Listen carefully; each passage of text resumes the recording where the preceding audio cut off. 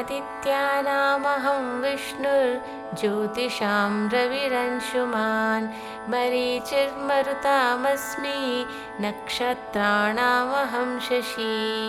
In this verse, Lord Krishna says, among the Adityas, I am Vishnu. Among the light, I am the radiant sun. Among the stars, I am the moon. Krishna identifies himself with some of the most significant and powerful entities in the universe.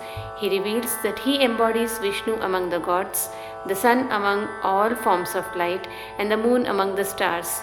These examples highlight his divine presence in various forms of celestial power.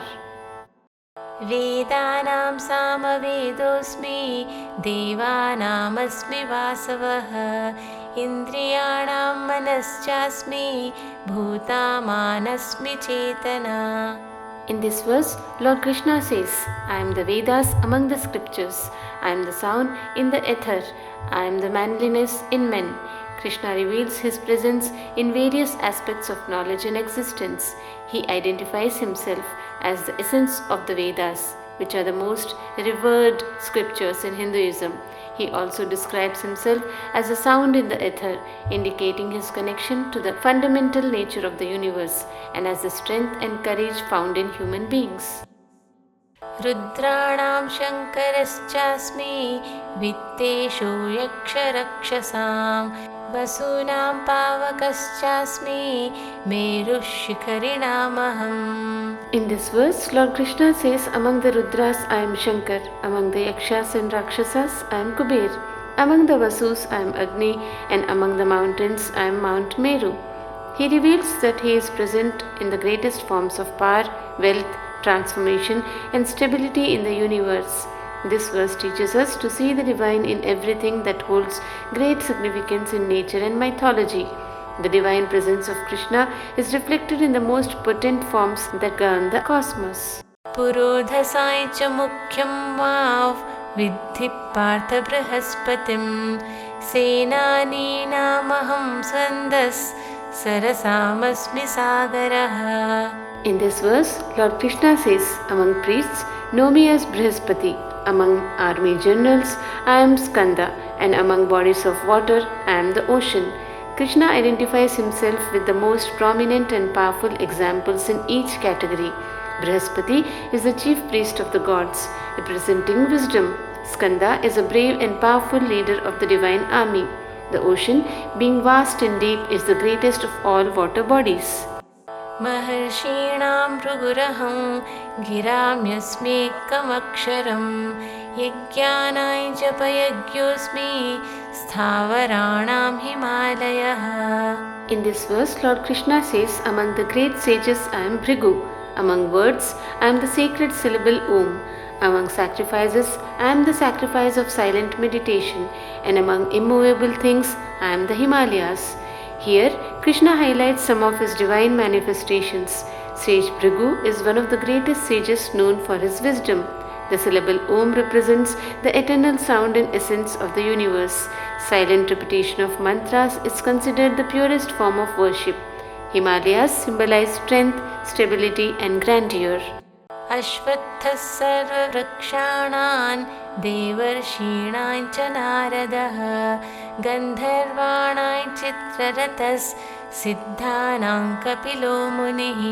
In this verse, Lord Krishna says, among all the trees, I am the Ashwatha.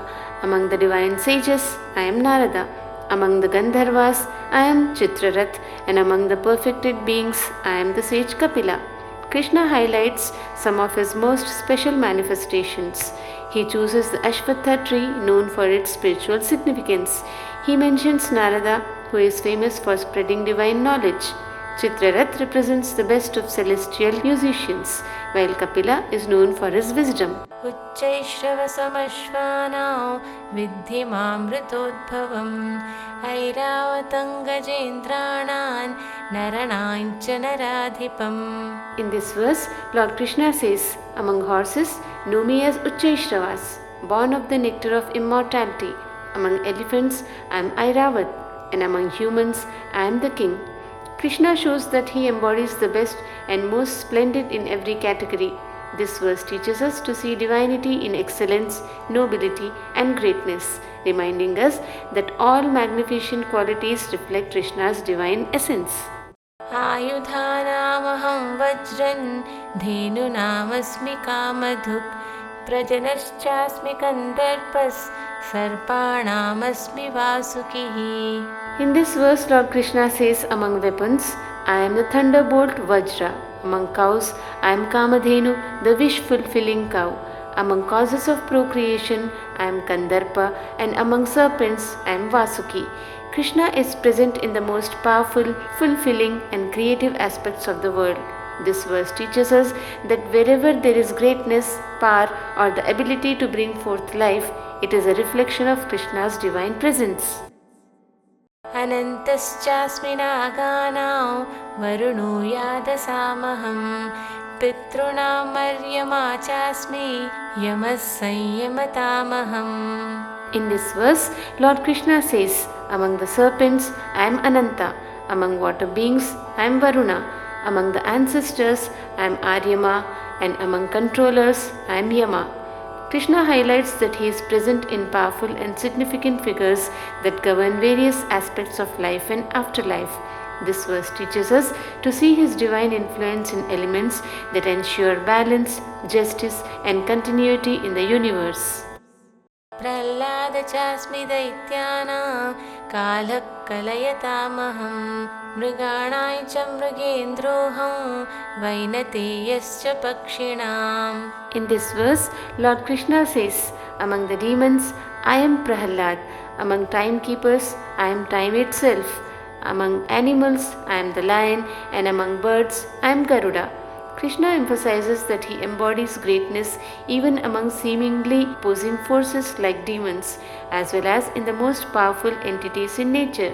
This verse teaches us to recognize divine qualities in strength, devotion, time, and service, all of which are manifestations of Krishna's essence.